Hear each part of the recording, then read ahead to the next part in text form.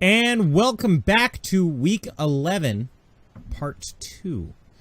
We're going to open the scene with Nate. Nate, what is the name of your new character, since our overlays are off until next part? He goes by Kier. Kier. All right, Kier, let's start off with you just role-playing. I want you to describe to me what your room looks like, and let's have you just get ready for your workday. Yeah, he's in it's kind of like a studio apartment. There really isn't much. It's kind of it would be considered a bachelor pad, except Kier's quite a bit older, and so you know how old Ryan is. Kier's about 15 years younger. Oh, okay. Yeah, so it's about 65 years old. Still in physically great shape for being a 65-year-old. Goes to the he's got a closet. He pats the panel, the closet slides open, and he puts on his work gear for the day. I mean, he's a mechanic, so he's got a very unique looking mechanic suit. It's kind of like a brimstone red with like gray, like soot gray highlights. Straps on this pack. Most people, if you would see it, you would think it was like a jetpack, but it's his welding torch and a couple other things are all holstered on, and he slaps on grabs a tool belt, and he basically outfits himself, and then the last thing he grabs is the arc welding torch is on his right hand side, and on the left hand side kind of almost looks like it's balanced itself. You know, he's got dual weapons. Is this old? It's a very old blaster pistol. Of course, nobody else gets close enough to really look at it. So it's kind of tricked out blaster pistol, and he slaps that onto the other side of his belt, and the last thing he grabs is this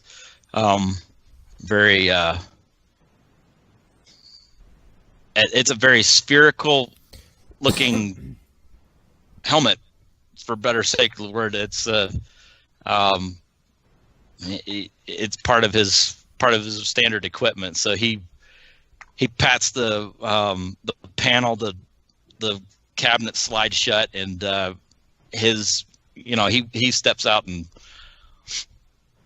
as you're heading to the main heads door, down a couple of those. You hear and it's kind of like a call box from a New York apartment, but there's like a little speaker in front of the door with a button.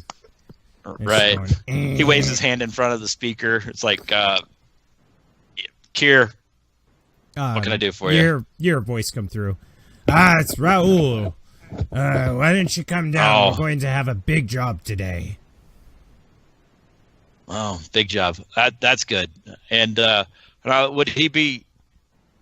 Would Raul be speaking in Bothan or Common or? No, he speaks in Common. He rarely. The only time he ever speaks in Bothan is if he's talking to you about business matters. But out of respect for the people who are present, he always speaks in Common, because all of your other employees are either droids or common speaking mechanics.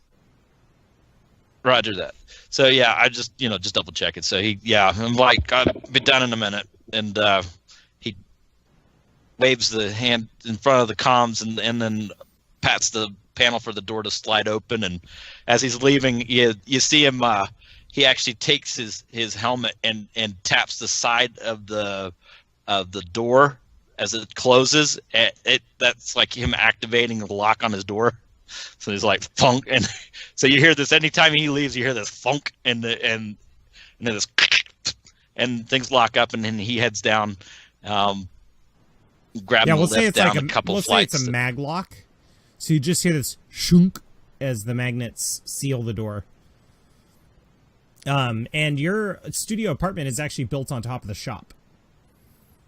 A lot of the full timers live in the same area. And you were given one of the nicer apartments just because you and Raul go way back. But like you said, it's kind of like a bachelor's pad, but you're not a bachelor, so right. No so yeah, I'm passing like duct work and stuff. It's kind of interesting because it's built into a thoroughfare.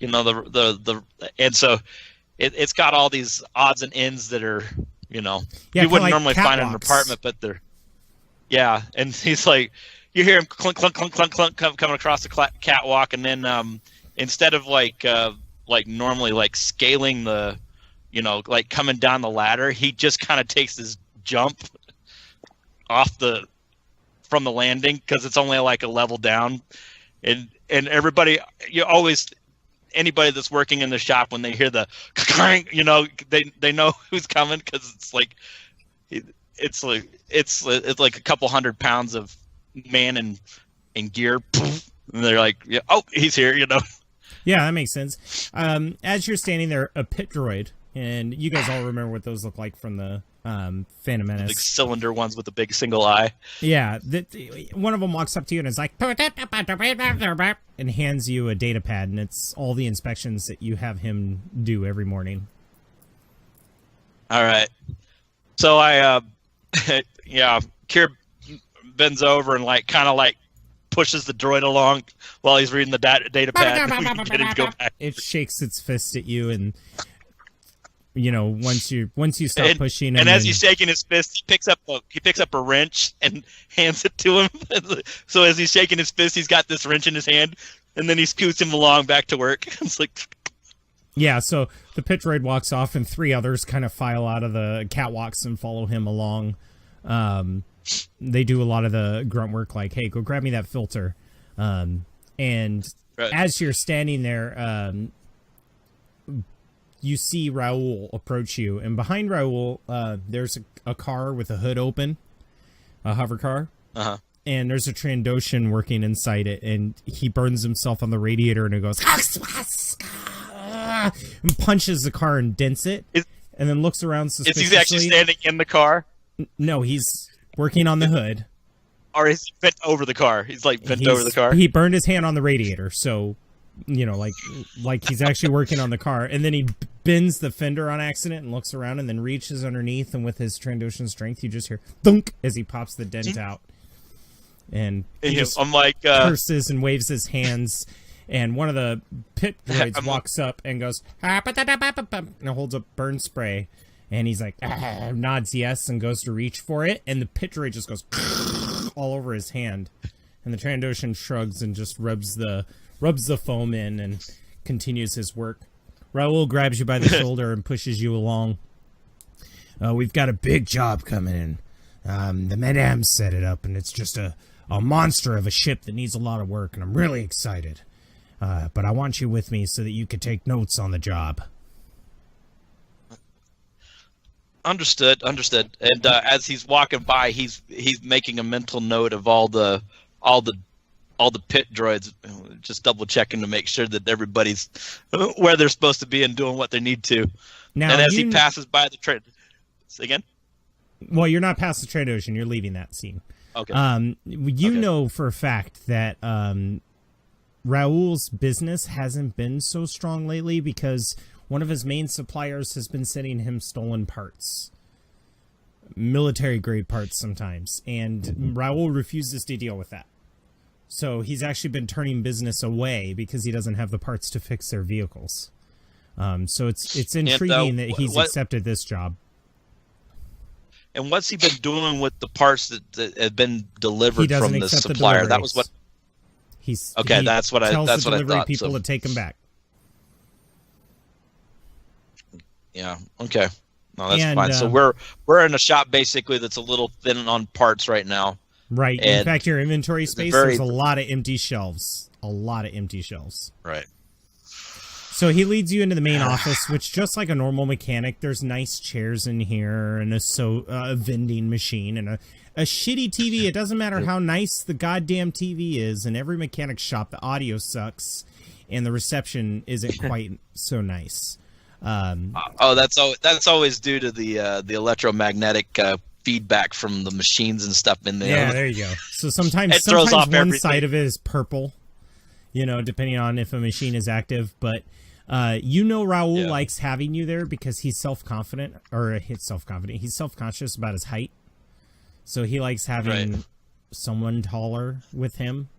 And not necessarily as a meat shield, but, just for respect reasons. Yeah. And he climbs up on this little stool that's over at the main desk. And he motions to you. When they come, you'll know Mr. Ryan's bringing them in. And that's when you see this limousine pull up outside, and Ryan pops out and lets 3 individuals out of his limousine, climbs back in the car, and then drives off to... Usually, there's a parking spot for Ryan to sit in, kind of like a valet. And he just sits there and waits until he's needed. As Ryan...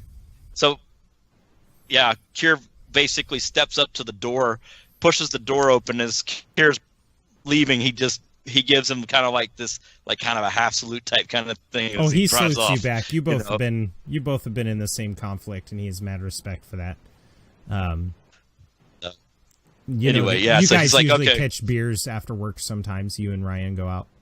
But yeah, you see the 3 of them. You open the door. The door goes ding, ding, ding, ding, ding, ding. And as you guys approach, that's when you see the logo that is displayed on this current wallpaper. And it's just a hand holding a wrench, and it says Ryan's Repair Service. And then in quotations... Raul's Repair Service. Oh, yeah, not Ryan's. Ryan doesn't own a repair service. Raul's. Thank you. You got my back. Raul's Repair Service. And in quotations, the motto for the shop is, "Of course you broke it." And the 3 of you approach as you see this man in kind of a dark burgundy, almost crimson armor with gray accents. Obviously, mechanics gear when you look at it. In fact, I don't think you would know that it's also combat armor. Like, he could take a hit from it because none of you are really military-minded. So to you, it just looks like one of the lead mechanics just opened the door for you guys. And he saluted Ryan, so they obviously have a rapport. So we noticed that? Yeah, he's holding the door open for you. Okay, that's good. That's good. I'm glad I noticed that. Okay. So yeah, I'd set my brain bucket on the table before I opened the door. So, he's basically holding the door open, is like, "Come on in. I believe you're expected." Yeah, and you're an older man. Do you want to describe your face to us real quick? Yeah. Well, I mean, his hair, surprisingly for a 65-year-old, his hair is actually still black. He wears a beard and a mustache, and it's all real closely trimmed and everything. It's like I want to use I think it's Rex from the Star Wars Rebels, except he's got a full head of hair and everything. It's so kind of like a Tony Stark kind of image. Actually, well, yeah, but he's got the full beard. The hair comes all the way down from his sideburns and everything. Cool. And connects the whole thing. But yeah, and there's a few scars and stuff. He looks pretty well tanned too. From you got and the hand he motions with it's that's the other thing. He's not wearing his gloves either. So I mean he's definitely in greet customer mode here. Oh, excellent. So otherwise, yeah, so he's very friendly, and the 3 of you approach. So I would have probably known Raul from before. Yeah, you would have known. You would have known of him. I don't think you've ever used his service, but you've seen him in the brothel. In fact, you've probably even seen Kier in the brothel as well, because they do go there for drinks. A lot of times they go together. But I never talked to him. I don't know him personally or anything. That's up to you. If you want to know him personally, go for it. I mean, I would imagine we probably had some interactions. Yeah, like maybe you know him on a first-time whatever. basis, and you know enough about him to ask him how he's doing, but not enough about him to hold a whole conversation like, how's your hobbies going and stuff like that. That's fair enough. Yeah. So I'll just walk in and I'll say, hey, how you doing, Raul? Raul's like, you know, haven't been to the brothel because I can't afford it, so not too good. Yeah, nothing's changed much there. You're not missing nothing, buddy. He kind of nods. Kier kind of laughs at that. He's like, things are always changing at that place. Yeah. And say, let me introduce my companions here. This is Cyrus. Wait. He's Before we do that, serious. did you and Grick pay the madame the money you owed? Because while you've been away, she's been quite hot about that. Well, we paid our debt, put it that way. I don't even want to know. I just want to make sure this is Kier on the up and up. Kier kind of laughs at that. He's like, that would explain the cattle prods. It's like, Yeah, we were wondering why she Yeah. ordered those from us. Yeah, let's talk about that in a little bit. But right now, the madame tells us we have mutual problems. We could probably help each other out. He raised his brows. Oh, I was just told that I was repairing your ship. Now, what does Lucius and Sirius do? What do you guys do at this time as this exchange is going on? Do you just let Rod handle the business talk, or? I kind of, hearing that, Lucius will kind of look, he had the understanding, I believe, that they were going to do a job and it wasn't just going to be a straight repair, and he's just going to kind of look at Sirius kind of curiously like, what? Yeah, Sirius is waiting on Grodd to make the introductions, but he's also being very discerning of Raul and this other individual that they've just come across. I would fall short of actually using the force on them, but I'm definitely trying to make a first judgment on them. Raul's making a pretty good impression. The other guy hasn't done enough to make me decide if I like him or not. Yeah, and as you guys are talking and you're having this exchange, the door goes dink-a-dink-a-dink, and this old lady kind of waddles in and goes, Raul, oh, you've got company. Sorry, I'll come back. And I'll turn around at that point and I'll say, no, please, madame. You feel free to go ahead. We can wait. Oh, madame, you're such a sweet boy. And she goes, hang on a minute. And she pulls out a lollipop and hands it to you. And like, I'm a full-grown, big-ass, brawny man, and I take this little lollipop. I don't want to hurt the old lady's feelings, so I just kind of take it. I'm looking at it bemused, and I'm just like... She's straight up grandma mode. Purple dress, yeah. Afghan, like, sweater, because she's always cold, even if it's on Mustafar. And the thing that you guys have to realize is this is a dangerous area, and this old lady's just, like, walking around like nothing's ever changed. Handing out lollipops, yeah. So I just instinctively hand it down to Damn Jam. Here, Damn Jam. Oh. Damn Jam. And then I pick it back up and I just kind of look at it and tuck it in my robes. Oh, interesting. Yeah. Yeah, you realize Damn Jam's not there. Otherwise, he probably would have eaten that in a heartbeat. Yeah, so... Kier's actually standing by the door, so when the lady walks by, you know, she's focused on Raul, so Kier's doing his... Yeah, she kind of smells like cat urine. Great cat lady. Like, she passes by, he pumps a little air freshener as she walks by. Yeah, you know that she's got a Nexu in her house.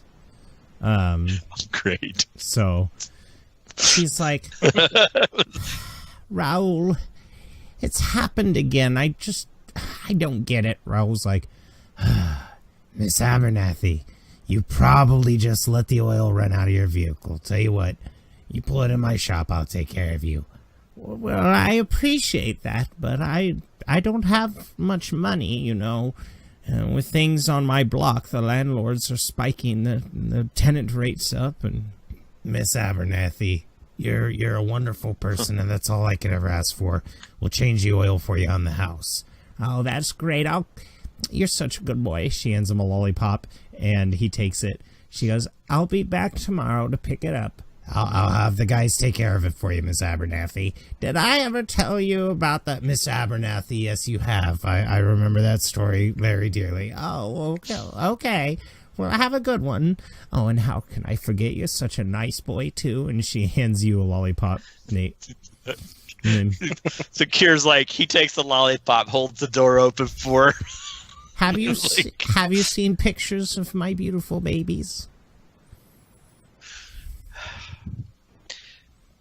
Can we come and talk to you about it another time, ma'am?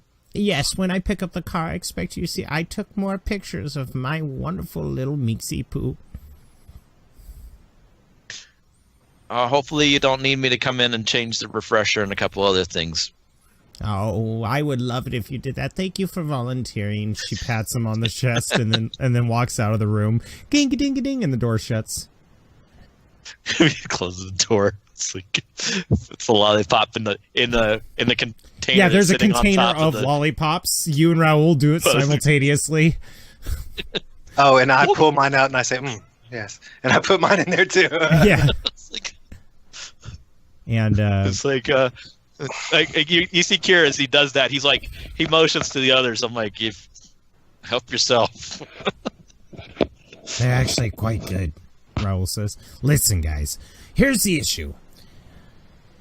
I have a feeling that Madame told you I'm having an issue with one of my suppliers. Otherwise, she wouldn't say that you would quid pro quo me some work. But you know that's actually a blessing. I've been looking for someone to help me with this. I'll kind of at this point I'll step forward and I'll kind of motion towards like where I would presume the office would be, and I'll say, yes, of course, Raul. You might find us rather dependable. May we sit and talk somewhere more private, because we're still standing here in the fucking hallway. Yeah, this is the office. He kind of looks around shiftily and goes, this is it, but don't worry, I don't have any customers. Oh, well, I like, is there a seat or anything? Yeah, there's like really nice couches, and he's at his counter, he's got bar stools because he needs to talk with his customers about all the work they're doing, so sometimes they need to sit down. I'll sit at a stool because I kind of want to be at an equal height from him. Oh, he's standing on closer to equal height. You could actually sit down and be eye to eye because he's standing on a step ladder. But what you notice about these stools is they used to look nice, but they're like the leather is split in the middle and the white fabric that's the cushion is poking from underneath. But yeah, he motions to the stools. Have a seat, guys. What can I help you with? Well, we have as they go to do that, Kier actually pats the panel near the door to actually lock the door so the customers aren't coming in. He's like, okay, don't need another Miss Abernathy coming in today. Yeah, he motions towards a sign that's on the door, and you flip it, and it says "Out to lunch." It's like, yeah, so I'll say yes. We have a Gazanti class cruiser that's sustained.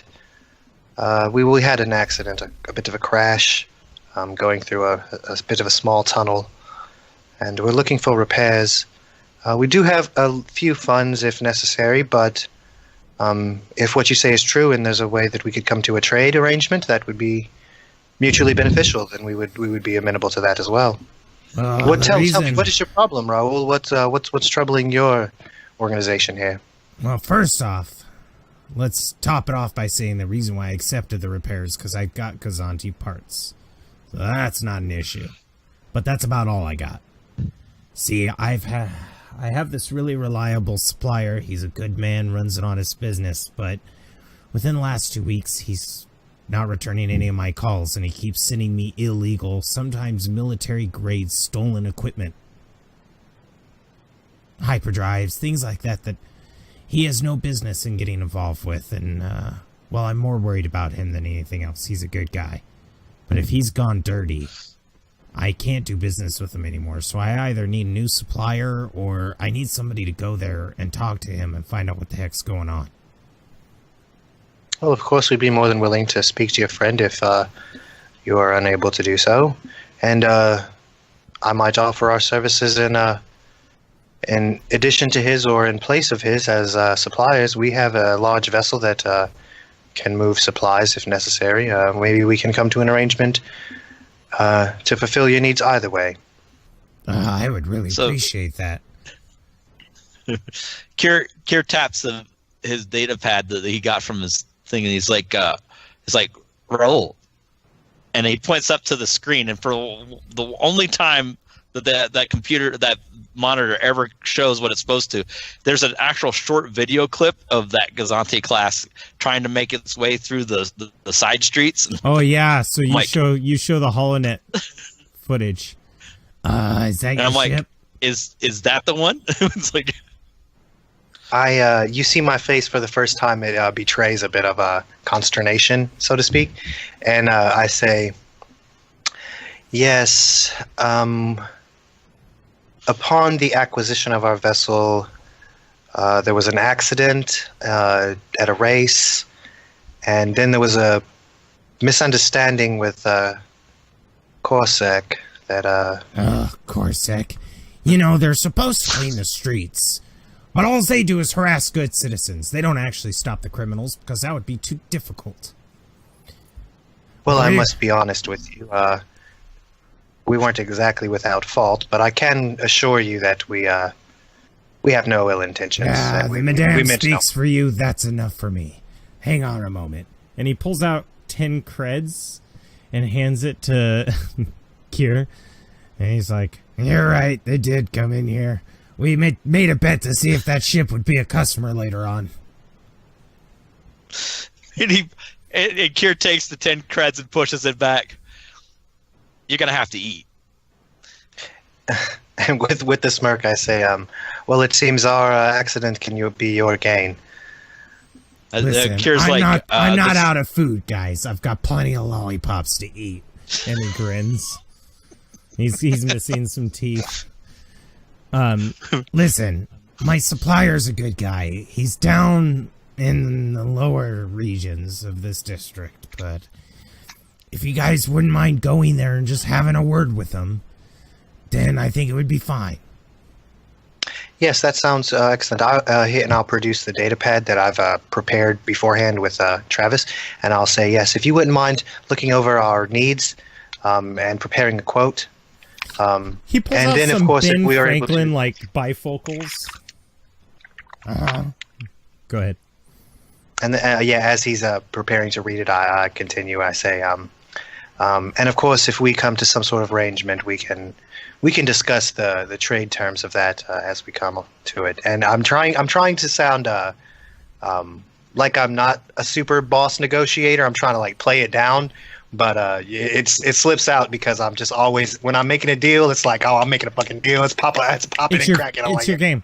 I actually, it's so funny because all the jobs I've had in real life, I've enjoyed retail the most. And I just love selling. To me, it's a game. I love it. So I totally get that. Like when you get in that business mentality, you're like, ooh, negotiations.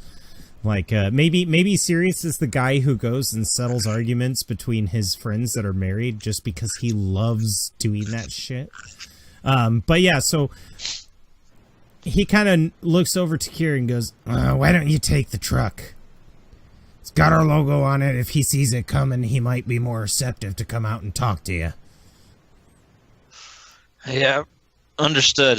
It's like Kier goes, just give me a second. Let me go through this daily report here real quick, and we can get on our way. And so he scrolls through the data pad and is like, yeah. He puts it on the table. It says everything's where it should be for right now. I don't know if this was a mistake, but I noticed on your list, looks like you might be looking for a droid or two. Yes, if the price is right, we do. You can have them. And have them. My eyebrows rise, and I say, what type of droids are we talking about here? Well, the one droid I have is an astromech. The problem is the astromech was sold to me on the pretense that it had boosters, considering all the catwalks we use. But it doesn't. It's just normal, plain old, boring-ass astromech, and it can't get around. The pit droids have to carry the damn thing just to get it from point to point. So, from a standpoint, it's just not that useful to me. It's a good droid. And Kier nods his head, and he's like, yeah. He's like, you know, you gotta keep these things running, you know. Of course, that sounds fine. Yes, that sounds fine. It's an R5 unit. I hope you don't have a problem with that. Well, no, they are known to be rather precocious, but I think we'll be all right. Yeah, this one hasn't given me too much problems. I mean, I don't usually argue with droids anyway. I find it's kind of pointless. But he's a good little droid. Always wanting to help. I think that's the worst problem, is sometimes he'll fall off a catwalk and we'll have to go fish him out of the oil bin. Well, thank you, Raul. I give him like kind of a salute, and I say, we will be sure to find out what happens to your friend in exchange for this. All right, thank you. Hold up. Before we go, as you can see from the video, and Grad will point up to the screen, it's like our vessel's a little hot. You think we could pull it in here now? You know, I've got people who can do that, valets. It's part of the service. We actually have a towing rig. It'll go and attach it and tow it in. For all they know, it's going to the impound. Yeah, ASAP if you don't mind. I'll send McLock. McLock, could you come to the office, please? And you hear over the thing. I know you're working hard on that radiator, but just get your ass up here. I got a job for you. McLock will take care of it. Thank you, Raul. I'm going to comms back to Grick on the ship and to say, Grick, you there? Yeah, what's up, buddy? Hey, they're coming to that guy ship. Sounds just like me. Whoops. Yeah, so Grick acknowledges. I can't. Whoops, I need to find new voices. And yeah, so Grick acknowledges and that he'll be ready for it. Okay. You know what? Why don't I have McLock take the R5 unit? Yeah, and I'll whisper to Grodd as he's making that comment. I'll say, make sure and tell Grick the names of the individuals that are coming and have him verify them before he admits them to the ship. All right, I'll pass that on to Grick. We don't want another mistaken. No. Yeah. So Kier shakes his head. He's like, yeah. So no problem. And then Raul motions towards the main causeway and says, "The truck's in there. Take care of it, Kier.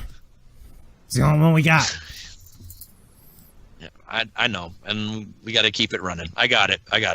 He grabs his helmet off the. So there's this red helmet with a black visor. He grabs that off the table, and you see a pair of like gloves, and they're hanging off his tool belt. And he's like, he grabs the key and like heads to the door. He's like, holds the door open. Come on, truck's out this way. Yeah, and when you guys come out, the truck has his logo on there, and it says, "Of course you broke it." On the back, though, like, think of a U-Haul truck. That's what this looks like. One of those smaller U-Haul trucks, not the huge ones.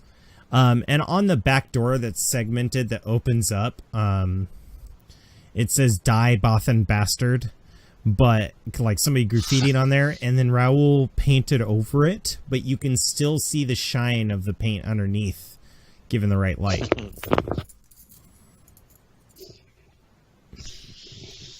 But so yeah, it's a hover car. So, yeah. You know how to drive it, Yeah. so it's not like I'm going to make you roll.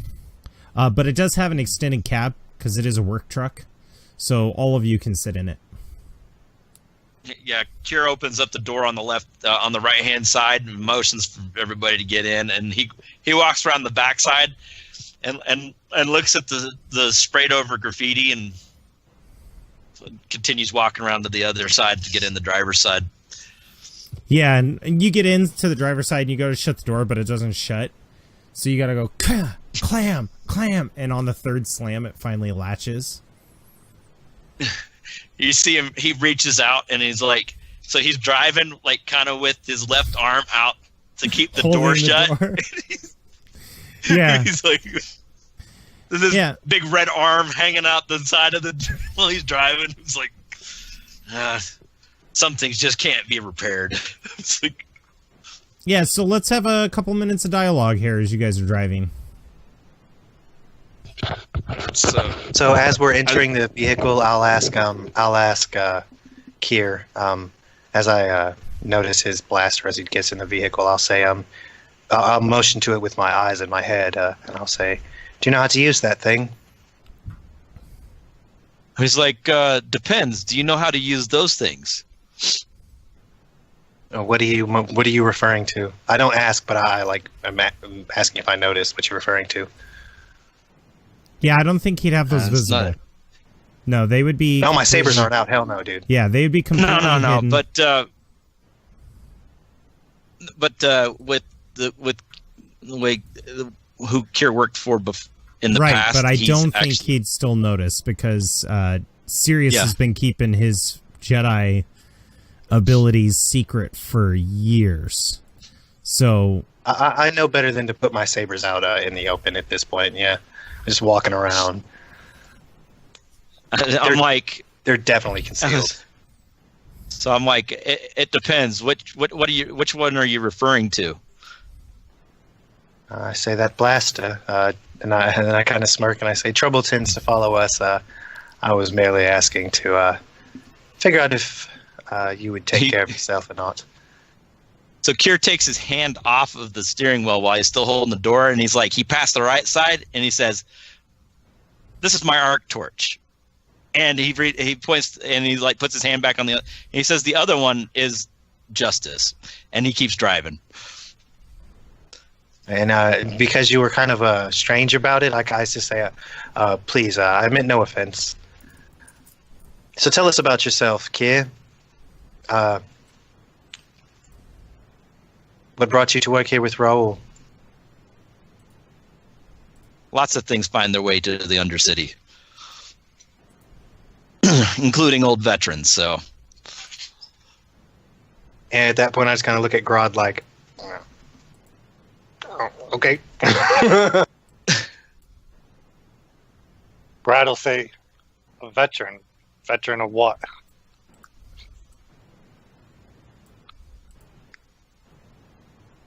I said,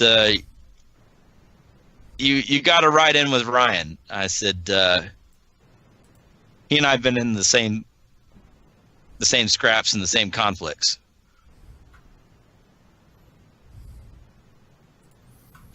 Well, that's good to hear in case we get into another conflict down here. Yeah, Kier looks at him and is like, flying that ship? Yeah, you're likely to have a lot of things come after you. And as I'm staring at my leg, I say, nothing new there. I hope you've had somebody change at least the internal signatures on that ship. That ship can be followed anywhere on the planet. You guys do I kind know of that smirk. Yeah, I kind of smirk, remembering how anal Vitar was about like making sure everything on the ship is on lock and on control. Like that boy, if he didn't change those codes, I don't know what the fuck he was doing. Like those things are fucking for sure changed, man. So I just kind of smirk I say, yes, our former mechanic, or I guess a hacker. He considered himself a mechanic, I presume, but I'm sure he took care of that. Quite sure, among other things. And at that point, I look at Lucius like, that's probably why you're here, dog. It's like, so, yeah,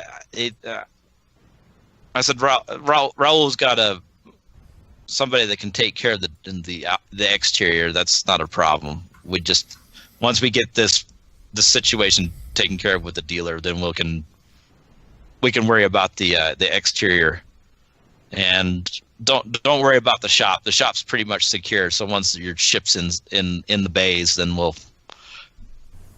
we shouldn't have any further problems for a while. So have you been working on ships long? There's a long silence. Yeah, and you can see it. 50 years now, something like that. It's quite prodigious experience. Well, people do get around, so.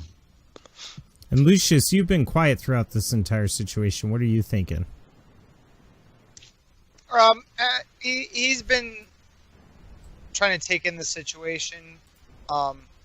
Lately, he's been thinking about how to get this ship, how he's going to make sure it gets fixed, repaired, flyable, and now it seems like it's taken care of. So he's been just kind of taking in the scene. He's still fairly new in the situation, so he doesn't have a lot to say. And in fact, actually, he's kind of still thinking about, after watching the video and seeing the shoddy flying and the miscues and the mismarks that Damn Jam had, he's just kind of sitting there going, what's that kid thinking, man? Yeah, he's gotten sloppy, Yeah, exactly. Okay, fair enough. So yeah, you guys get there after a while of descending, and there's this orifice in the floor, and as you guys pass through the orifice, it's almost like you're in a completely Martian environment. There's just mountains and mountains of metal and scrap and trash, and as the truck is lowering in, you see Kier kind of jerk to the side with the wheel, and the ship juts to the side just in time as a dead ship is plummeted into the hole, and it bounces off the rubble down below. So people basically dump their craft here, and then he sends his mechanics out. And is there anything that you guys notice or think to yourselves when you see these huge monumental piles of scrap?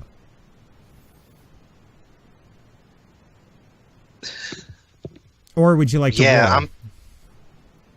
Well, Sirius immediately thinks, I don't know how anything pulled out of this could be really illegal.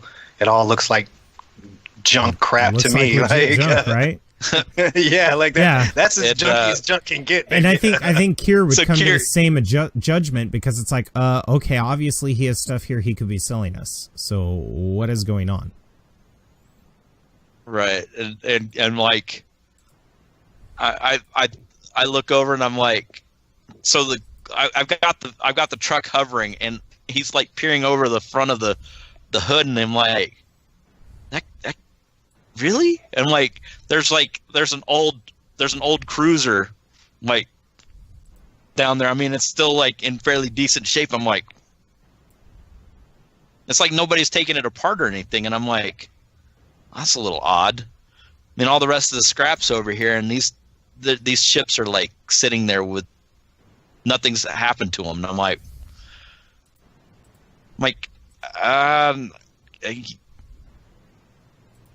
this may not be what we're actually. I'm like, he's kind of trying to figure out the best words.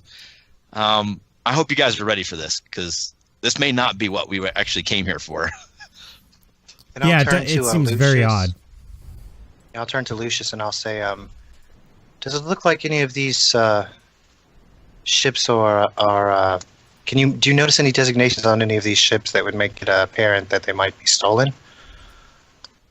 Or perhaps military vessels or security vessels of any kind? Do you notice any down here?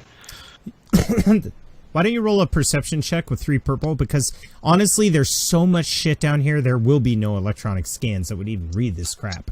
It's all got to be with your bare naked eyes. And I will let you take a bonus die, because I imagine Kier is looking for the same thing. Yeah. He's like... And three purples of difficulty. But I'm going to give you a setback die because of how much crap there is. Alright. We got 3 and 3. Do I want to? 3, yeah. So you've got 3 difficulty, 1 setback die, and 1 boost die, and you're thinking about spending a light side point here? Mm-hmm. Oh my goodness. Okay, well, let's show the audience what the roll was real quick, if my thing will. All right.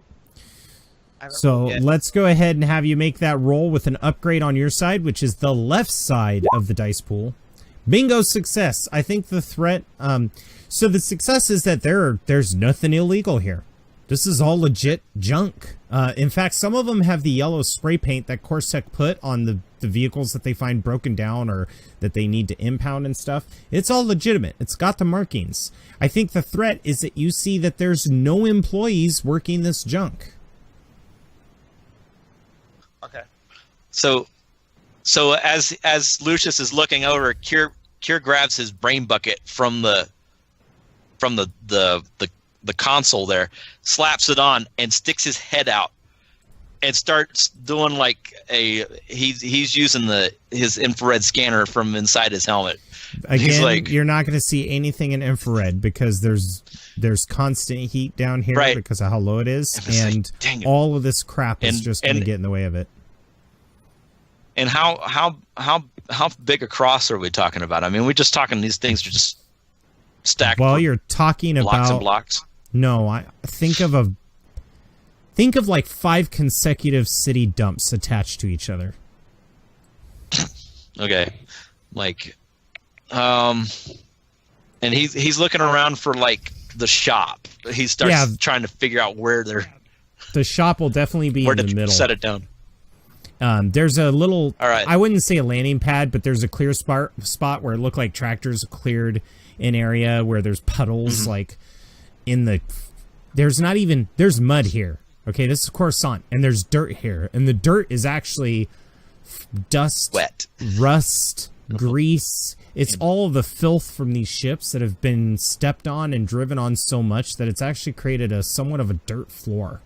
And down in the middle, it looks almost like a construction worker's office. There's a large warehouse. Warehouse isn't a good word. I'd say a large garage, one of those metal structures that you can buy that's prefabbed. And inside or next to the garage is where people typically park their ships. And you see there's a ship there already. It's like a little armored bus that's parked there. But no employees are working at the moment.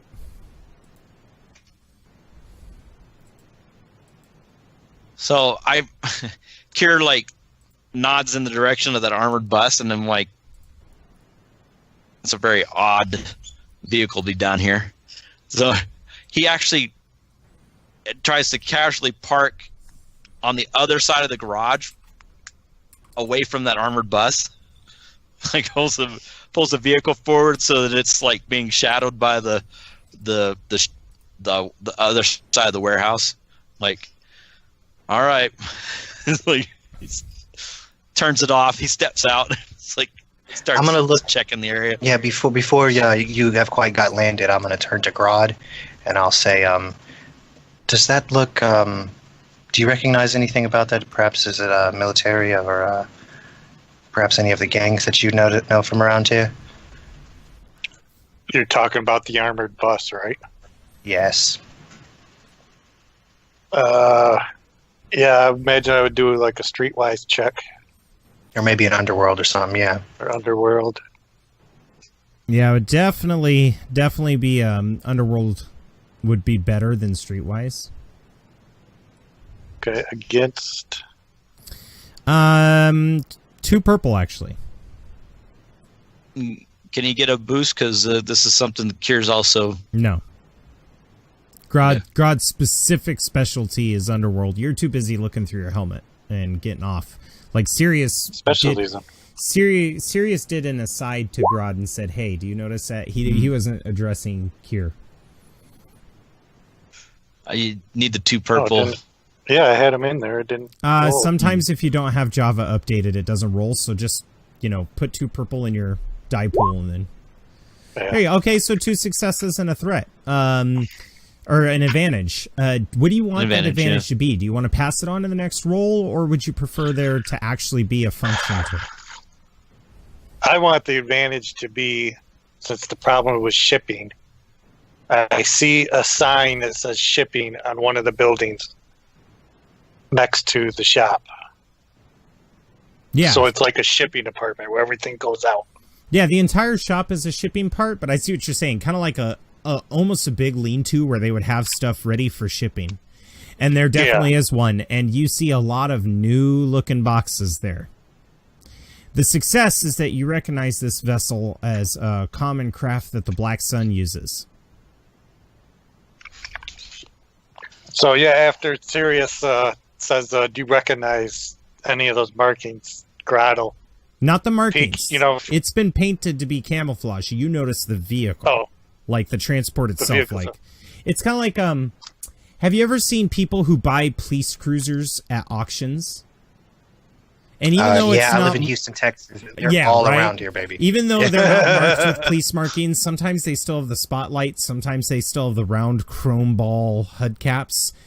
Yeah, them wheels, That's baby. exactly them what wheels. it is. It looks like it's definitely been painted to look, or maybe the Black Sun doesn't even own it anymore, but this used to be a Black Sun craft, and it's parked outside. So yeah, Grotto said black armor, Black Sun all the way. It's green. It's mostly the type of vehicle it is. I mean, it literally looks like those rednecks that buy those like Ford trucks and then spray paint it themselves. This thing looks like it was... You've seen this cover-up job before. Yeah, so when you say Black Sun, I say that's what I was afraid of. Let's be careful. And I turn to Kier and I say, I'm not sure how you feel, but I would appreciate it if you would follow our lead here. Could be trouble. As 50 years of dealing with trouble. I'll follow your lead unless I see that a point I need to take advantage of. Well, perhaps you should take the lead then, and I'll let you take the lead because I'm not going to deal with that. Well, he also knows knows Kier. Kier is the corn that runs this business, by the way. In fact, on the shop it says Kier Supply, and it's got like a little weird anime corn like smiling with hearts above his head. That's awesome, dude. And yeah, so yeah, and there's a door. There's a big door that's where he brings a lot of his vehicles in for loading, but it's closed right now. And all you got to do is, it's kind of like Jabba's palace. You basically have to knock or go to the little TV screen and let them know you're here. Mm-hmm.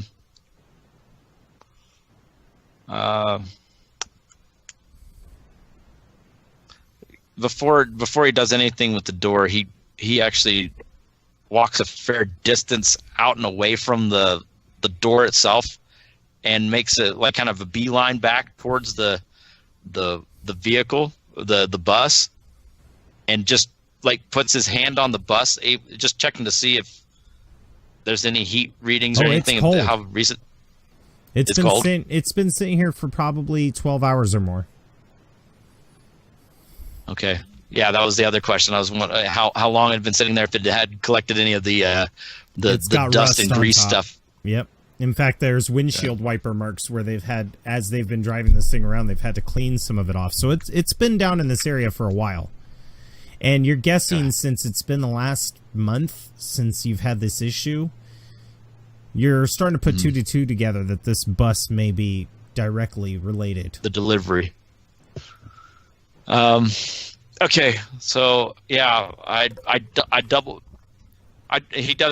Kier does a quick check to make sure that there's no other vehicles on the other side, on this side of the warehouse, and then he doubles back towards the where the rest of the Dragon's Eye crew is standing. And yeah, in fact, there's no employees' vehicles. Normally there's like 15, 20 other cars as the employees work the scrap, and none of the employees are here. It's like, yeah. So he walked back towards. I will say that as you walk back, you notice the same thing Grodd did in that lean-to, and you see some of the boxes. They're the boxes that you sent back. And are there more than just the boxes that we sent back? Yeah, like boxes the size to carry engine pods.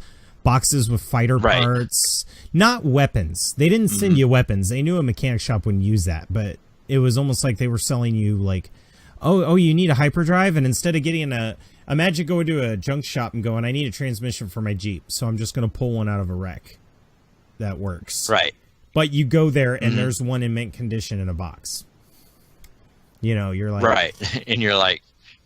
And does it look like the box... I would imagine that the parts coming in these boxes would have had like a spray painted logo or something, like quickly sprayed on the box to make it look like it's coming from the... It just has Qualkey's name on it. Yeah. Okay. Like a little black stencil art of a Quern's face. Yeah, and then little hearts. No, that's on his sign of his shop. That's not on any of his boxes. Okay. So, Kier walks along the side of the building until he's in front of the reception module, and he taps on the little thing to get the little droid to pop out. So you go thump thump, and the droid's actually been removed. It's been scrapped out, so it's just like a little neck that comes out with a TV screen, and the TV screen turns on, and you see Kowalski's face. Kier. Hi. Kowalski. How you been? Doing good. Business is doing good. Didn't expect you here. What can I do for you? Can anyone roll a negotiation check against 2 purple? Like, nominate somebody to make the roll, and then I'll give them a boost for everybody else helping. So anyone here got negotiation? That's their strongest suit. Nobody wants to make a negotiation check? Okay, serious. Serious? Yeah, serious. I'm going to give you a blue die, meaning that the group is helping you. But I want you to roll a negotiation check against a purple and a red.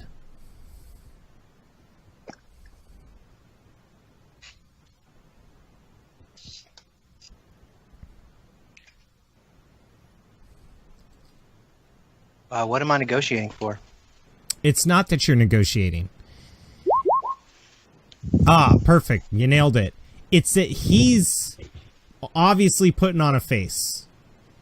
A negotiation face. But he's sweating. He's very nervous. He's very scared. And your experience with negotiating is Kier and Raul don't seem to be the type of people that you should be afraid of. And you see a shadow, like you see his shadow on the wall, and you see another shadow standing next to him. So unless he has bodyguards, somebody's in the room with him. No, I think I'm actually glad now that I let the new guy be this distraction, because we weren't on the camera, right? He can't see us. Nope. I'm gonna you motion for Grodd. Him, but you can't. Yeah, I'm gonna point Lucius at I'm gonna point to Lucius, then I'm gonna point to Kier, and I'm gonna motion for Grodd to come with me around the building, and we're gonna go try to sneak in while he's distracted. I'm gonna give you a demon bone here. Sneaking in is going to get you killed. Oh shit! Splitting the party in this instance is going to be very terrible for you, because if it is Black Sun, I think Grodd would be like, no, not a good idea. Okay, well we'll just wait it out then. We'll see what happens. We'll just wait. You could, all of you, go around and try to find a different entrance, but Grodd no, that's okay. We'll just wait and see what's going to happen then. Grodd will whisper back to Sirius. He'll say, well, Raul did mention getting another supplier. Maybe that would be our best course here. I nod to you, acknowledge your suggestion, but I don't say anything. I'm still waiting to see what Kier's going to do and how he's going to resolve the situation. And Sirius, you're getting a weird reassurance, almost like a hand gripping your shoulder. You feel this sense of this is where you belong, like a sense of destiny.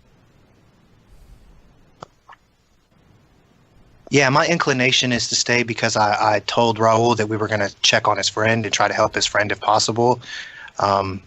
And if I had that for, trying to sneak in and do it that way, we'll go in the front door. That's what we'll do. Somehow. So, and Kier's not taking making any obvious notice that not making notice there's by a shadow him, or but anything. Kier, what you're noticing is this feels like an ambush. Yeah. And you would feel more so comfortable getting inside rather than outside, because out here there could be dozens of guys that could swarm in on your position, whereas inside would provide you with cover. Right. And so as he's talking to Qualky, I'm like, I give a subtle hand gesture for them to step back towards the truck. I'm like, Raul asked me to come and look for a very specific engine part. Believe it or not, I got a Nerubian. Oh, nice. Feel free to check. I think it's in H quadrant, and you know this area well. And H quadrant is on the opposite side of his supply yard. Right. And if it's not in the H quadrant, it might be in the E or L quadrants. And if it's not there, it's definitely in the P quadrant. As he's saying that, we'll check out because he motioned for us, I'm going to have me and Grodd and Lucian kind of back up towards the truck like he motioned. Yeah. Staying out of view of the camera. All right. I'll check those quadrants. Excellent. Yep. I'll be back. Yeah, great. And then the thing turns off and goes and snakes into the wall. And this is where we're going to go ahead and take our second break. And we will be back in 10 to 15 minutes to continue on. Thank you very much. And if you like what you see, hit that subscribe button, hit that like button. We'll see you later. Bye-bye.